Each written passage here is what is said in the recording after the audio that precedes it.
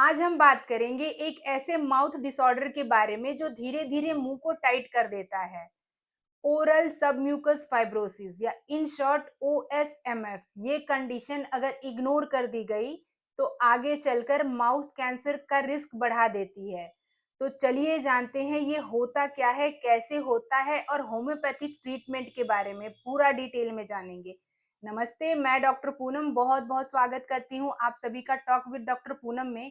और इससे पहले कि वीडियो में आगे बढ़ें, अगर आप चैनल पर नए हैं तो चैनल को सब्सक्राइब कीजिए और वीडियो को पूरा एंड तक देखिए, जिससे पूरी इंफॉर्मेशन मिले और कोई भी जानकारी आपसे मिस ना हो। सब mucus fibrosis chronic progressive disease है जो माउथ के अंदर की लाइनिंग यानी ओरल म्यूकोजा को अफेक्ट करती है।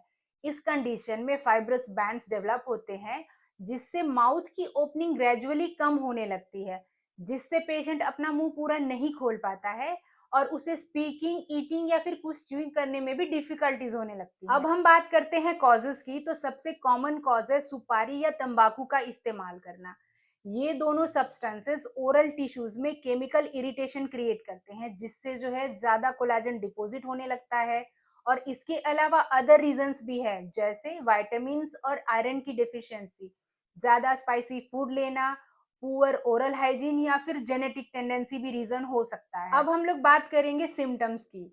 इस डिसीज के अर्ली स्टेज में कुछ कॉमन सिम्टम्स होंगे। तो पहला है burning sensation after eating spicy food, यानी स्पाइसी फूड खाने के बाद बर्निंग सेंसेशन फील होगी। अगला सिम्टम्स है टाइटनेस इन चिक्स, यानी चिक्स में टाइटनेस फील होगी। डिफिकल्टी इन ओपनिंग माउथ, यानी मुंह खोलने में डिफिकल्टी होगी। वॉइस में चेंज होगा, कुछ भी निगलने में डिफिकल्टीज होंगी। और जैसे जैसे फाइब्रोसिस बढ़ते जाएगा, टंग की मूवमेंट यानी जीभ की मूवमेंट रिस्ट्रिक्टेड हो जाएगी और धीरे धीरे फाइब्रस बैंड क्लियरली पेशेंट को फील होने लगेगा। सबसे बड़ी बात, सब म्यूकस फाइब्रोसिस एक प्री कैंसरस कंडीशन है, यानी अगर इसे सही समय पर ट्रीट नहीं किया गया तो ओरल कैंसर का रिस्क बढ़ जाता है। इसका मतलब ये है कि अर्ली डायग्नोसिस और ट्रीटमेंट बहुत जरूरी है। डायग्नोसिस मेनली क्लिनिकल एग्जामिनेशन से की जाती है। डॉक्टर आपके माउथ ओपनिंग को मेजर करते हैं, फाइब्रस बैंड्स को चेक किया जाता है और जरूरत पड़ी तो बायोप्सी की जाती है, जिससे कैंसर को रूल आउट किया जा सके। अब हम लोग बात करेंगे होम्योपैथिक ट्रीटमेंट के बारे में। और होम्योपैथी में ट्रीटमेंट किया जाता है इंडिविजुअल सिम्टम्स और कॉन्स्टिट्यूशन के बेसिस पे। और होम्योपैथिक ट्रीटमेंट का एम होता है फाइब्रोसिस को कम करना, बर्निंग सेंसेशन को कम करना और माउथ ओपनिंग को इम्प्रूव करना। लेकिन जैसा कि मैंने अपने हर वीडियो में कहा है, किसी भी मेडिसिन को लेने से पहले कंसल्टेंट होम्योपैथिक फिजिशियन से कंसल्ट करें, उसके बाद ही मेडिसिन लें। सेल्फ मेडिकेशन ना करें। पहली मेडिसिन है काली म्यूर। फाइब्रस टिश्यू डिसऑर्डर के लिए बेस्ट मेडिसिन है काली म्यूर। अगली मेडिसिन है कल्केरिया फ्लोर। टिश्यू हार्डनेस और टाइटनेस को कम करने के लिए हम कल्केरिया फ्लोर नाम की मेडिसिन का यूज करेंगे।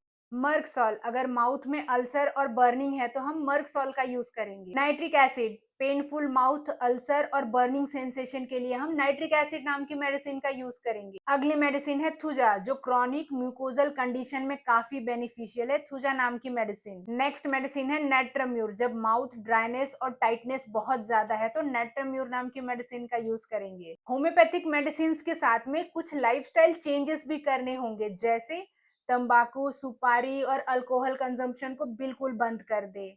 माउथ ओपनिंग एक्सरसाइजेस करें और अपने डाइट में vitamin B complex, vitamin C और आयरन रिच फूड का इस्तेमाल जरूर करें। ओरल हाइजीन का विशेष ध्यान दें, यानी मुंह की साफ सफाई का विशेष ध्यान दें और भरपूर मात्रा में पानी पिए। इन सभी लाइफस्टाइल टिप्स को फॉलो करके आप अपनी इस कंडीशन से आराम पा सकते हैं। तो दोस्तों, ये था सब म्यूकस फाइब्रोसिस के बारे में डिटेल ओवरव्यू। तो अगर आपको या आपके किसी पेशेंट को मुंह खोलने में दिक्कत हो रही है तो देर बिल्कुल ना करें और तुरंत अपने डॉक्टर से कंसल्ट करके अर्ली ट्रीटमेंट स्टार्ट करें, जिससे आपकी रिकवरी अच्छी हो। और इसी तरह की हेल्थ अपडेट के लिए सब्सक्राइब कीजिए टॉक विद डॉक्टर पूनम को। और हमसे ट्रीटमेंट कराने के लिए स्क्रीन पर दिए गए नंबर से आप संपर्क कर सकते हैं। तो मिलते हैं अगले वीडियो में होम्योपैथी की नई जानकारी के साथ। Thank you.